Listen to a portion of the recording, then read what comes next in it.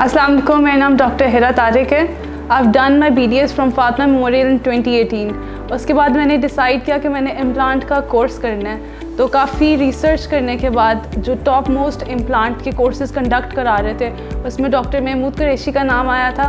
फिर मैंने मार्च में ज्वाइन किया Pakistan academy of implant dentistry.